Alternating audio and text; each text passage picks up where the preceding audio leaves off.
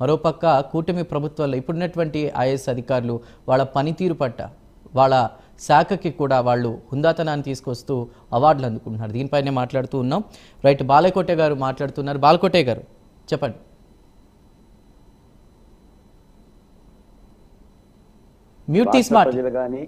రాష్ట్ర ప్రజలందరూ కూడా ఆశించేది ఏంటంటే, గత ప్రభుత్వంలో లెక్కర్ స్కామ్ జరిగితే దాని మీద నిష్పక్షపాతంగా విచారణ చేయాలి, దోషులను అరెస్ట్ చేయాలి. దీనిని ఎవరు కూడా తప్పుపట్టరు. కాకపోతే నాకు తెలిసి ఏమనుకుంటున్నామంటే, ఈ లెక్కర్ స్కామ్ను తవ్వటానికి సిఐడి దర్యాప్తు వల్లమైతే అయ్యే పని కాదండి. ఇది కేంద్ర ప్రభుత్వ రంగ సంస్థలో ఈడీ కానీ సిబిఐ కానీ ఇందులో ఇన్వాల్వ్ అయితేనే నిష్పాక్షిక విచారణ అనే ఒక మాట వస్తుంది. లేకపోతే ఏంటంటే, రాష్ట్ర ప్రభుత్వం చేతుల్లోనే పోలీసులు ఉంటారు కాబట్టి పోలీసులు తమకు అనుగుణంగా చేసుకుంటుంది. రాష్ట్ర ప్రభుత్వాన్ని ప్రతిపక్ష పార్టీలు కానీ ఇతర పార్టీలు కానీ ఆరోపణలు చేసే అవకాశం ఉంటుంది. కాబట్టి ఈ మద్యం లిక్కర్ స్కామ్, ఎందుకంటే దాదాపు 1000 కోట్ల రూపాయల మద్యం లిక్కర్ స్కామ్ కాబట్టి కేంద్ర దర్యాప్తు సంస్థలకు అప్పగించాలనేది మాలాంటి వాళ్ళు అడుగుతున్న మాట. ఇంకో మాట ఏంటంటే, అసలు ఈ లిక్కర్ స్కామ్ లెక్కెంతండి, ఎంత అవినీతి జరిగింది? గతంలో మేము కూడా చెప్పాం, పురంధేశ్వర గారు కూడా చెప్పారు 30,000 కోట్ల రూపాయలని. తర్వాత లావు శ్రీకృష్ణదేవరాయలు గారు పార్లమెంట్లో 18,000 కోట్ల రూపాయలని చెప్పారు. ఇప్పుడు సిఐడి వాళ్ళు 3,200 కోట్ల రూపాయల మీద విచారణ చేస్తున్నారు. అసలు ఎంత దోచారు? గత 5 ఏళ్ళు జరిగిన మద్యం అమ్మకాలు 99,000 కోట్ల రూపాయలని చెప్పారు. ఈ లెక్కలు కూడా తారుమారు అవుతున్నాయండి. దాని మూలాన్ని ఏమవుతుందంటే, ప్రతిపక్ష పార్టీలు చేసే విమర్శలకి బలం చేకూరుతుంది. తప్పనిసరిగా విచారణ జరగాలి.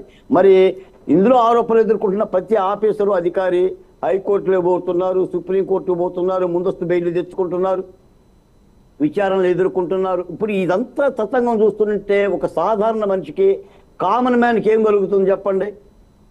కామన్ మ్యాన్కి ఈ రోజున అధికార పార్టీలో ఉన్న తెలుగుదేశం పార్టీ ఎంపీలు కూడా ఈడీ విచారణ చేయాలి, సిబిఐ విచారణ చేయాలని లేఖలు రాస్తున్నారు. నాకు తెలిసి ముఖ్యమంత్రి గారు కూడా లేఖ రాయొచ్చు మరి కేంద్ర ప్రభుత్వానికి.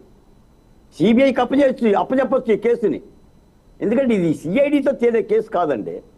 దీని మూలాలు చాలా ఉన్నాయని కూడా అంటున్నారు. కాబట్టి విచారణ నిష్పక్షపాతంగా పారదర్శకంగా జరగాలంటే కేంద్ర రంగ ప్రభుత్వ సంస్థలు విచారణ చేయాలంటే మంచి పద్ధతి. పోతే ఒక మాట చందు గారు, ఈ రోజున మీరు ఇందాక లైవ్ చూపించారు కాబట్టి నేను కూడా బందర్ రోడ్లో మన ఇందిరాగాంధీ స్టేడియం నుంచో వచ్చే తెలంగాణను, ఈ దేశానికి అందరం బద్దులమే, మురళీ నాయక్ లాంటి యొక్క వీర యోధులు, గిరిజన బిడ్డ ఈ దేశం కోసం ప్రాణాలు ఇచ్చారు. కాబట్టి నేను ఒక మాట అడుగుతున్నా, ఈ రాష్ట్రంలో కానీ ఈ దేశంలో కానీ ఎంతమంది ఎంపీల కొడుకులు వీర జవాన్లుగా పనిచేస్తున్నారు? ఎంతమంది ముఖ్యమంత్రుల బిడ్డలు వీర జవాన్లుగా పనిచేస్తున్నారు? జై జవాన్ జై కిసాన్ అంటాం. జై కిసాన్ సంగతి దేవుడు ఎరుగు. రైతు పరిస్థితి ఈ రాష్ట్రంలో ఎలా ఉందో మనందరూ తెలిసిన విషయమే. పండిన పంటకు కానీ గిట్టుబాటు ధరకు కానీ ఎలా ఉంటాడు. మరి జై కిసాన్ సంగతి ఏంటి అంటే, ఈ దేశాధినేతలు తమ బిడ్డలను సైన్యంలో పంపకూడదా? సినిమా ఫీల్డ్లో పంపిస్తారు, వ్యాపారవేత్తలు పంపిస్తారు, అమెరికా పంపిస్తారు, ఇండోనేషియా పంపిస్తారు, ఆస్ట్రేలియా పంపిస్తారు, అల్లిబిల్లి కంపెనీలు పెడతారు, వ్యాపారాలు చేస్తారు. తప్ప ఈ దేశం కోసం పోరాటానికి సరిహద్దులకు ఎందుకు పంపరు? నేను అడుగుతున్నాను.